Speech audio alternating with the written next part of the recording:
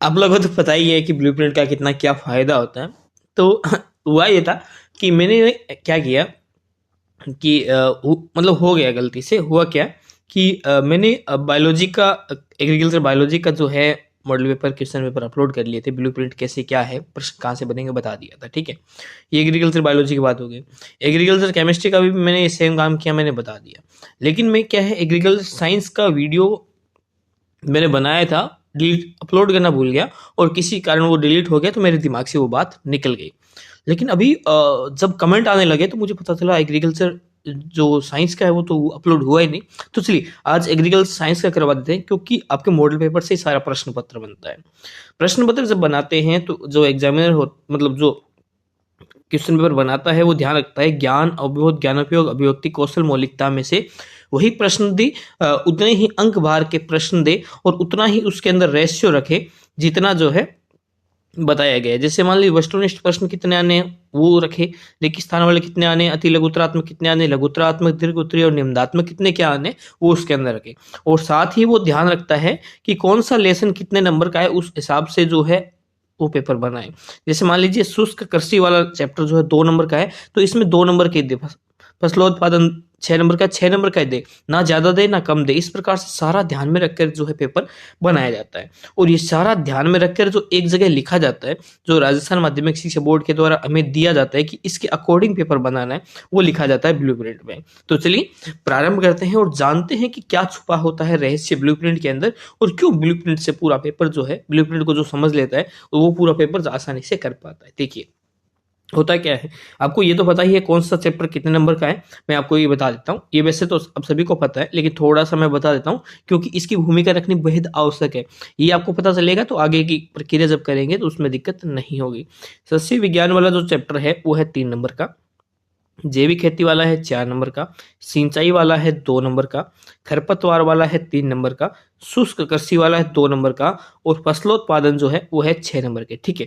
उसके बाद में फलोत्पादन का महत्व, स्थिति एवं भविष्य पादप प्रवर्धन 3 नंबर के, फलोत्पादन प्रबंधन 4 नंबर का, फलोत्पादन जो है 6 नंबर का। ये देखिए ये फसलोत्पादन है, ये है फलोत्पादन, ठीक है। फल परिरक्षण वो है 5 नंबर का, ठीक है। उसके बाद में इकाई 3 के अंदर कुछ चैप्टर और है, वो है इकाई 3 में जो पशुपालन वाला है, जो है इसके महत्व प्रबंधन को बताता है, वो 3 नंबर का। नस्लें जो है 7 नंबर की है, पशु रोग जो है 6 नंबर के, और दुग्ध विज्ञान 2 नंबर का।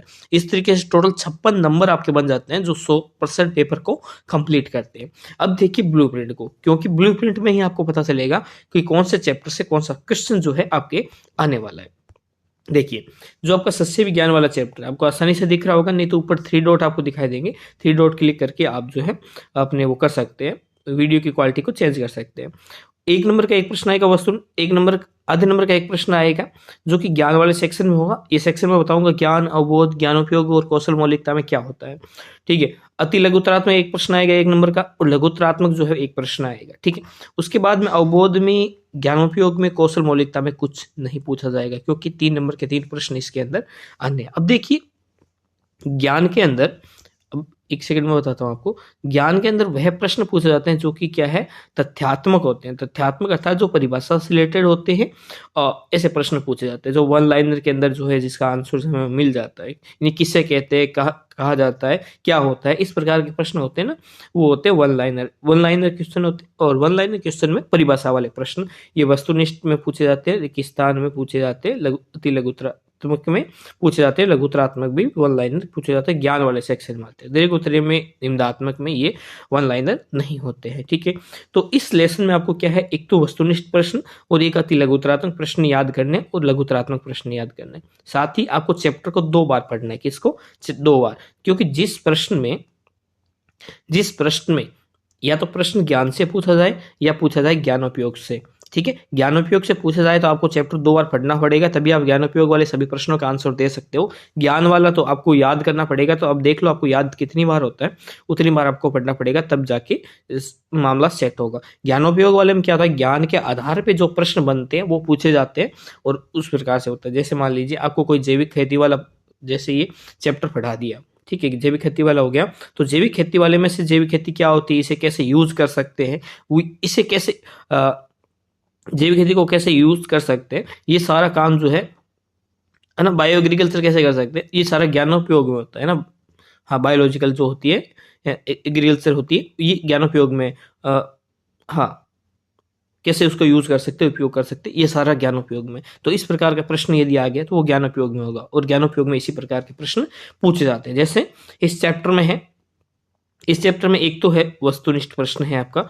जो अवबोध वाले में, अवबोध वाले में पूछा है तो अवबोध में वह प्रश्न पूछे जाते हैं जो अंतर समानता के आधार पे होते हैं, ठीक है, खंड के आधार पर होते हैं, वो अवबोध वाले में पूछा जाता है, ठीक है। हाँ, तुलना वाले प्रश्न जो होते हैं ना, वो अवबोध वाले सेक्शन के अंदर होते हैं। किस में होते हैं? अवबोध वाले सेक्शन के अंदर होते हैं, ठीक है। तो ये बात आपको ध्यान में रखनी है। उसके बाद में देखिए, ये हो गया, ये हो गया, वस्तुनिष्ठ हो गया। उसके बाद दीर्घ उत्तरात्मक प्रश्न है और इसमें स्टार लगा हुआ है, स्टार का महत्व मैं आपको बताऊंगा।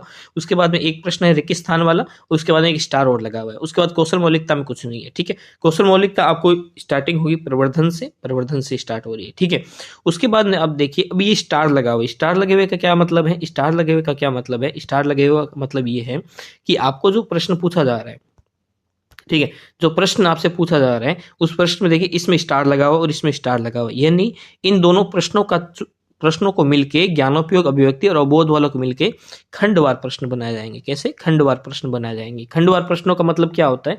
यदि प्रश्न क्या होगा कि एक नंबर प्रश्न आ गया उसका आंसर दो, दो नंबर प्रश्न आ गया उसका आंसर दो, और ये सारा प्रश्न एक ही होगा। जैसे 60 नंबर क्वेश्चन है तो ये ऐसा ही होगा, ठीक। तो इस प्रकार से ये मैटर इसके अंदर रहने वाला है। तो ये ब्लूप्रिंट को आपको समझना होता है कि कौन से चैप्टर से कौन सा प्रश्न आने वाला है।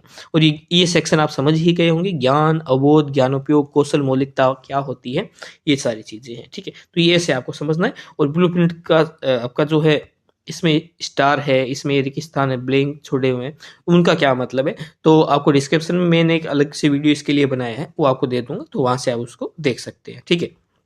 इस प्रकार से उसके बाद में राजस्थान माध्यमिक शिक्षा बोर्ड ने आपकी 12th क्लास के लिए एक मॉडल पेपर प्रोवाइड करवाया है।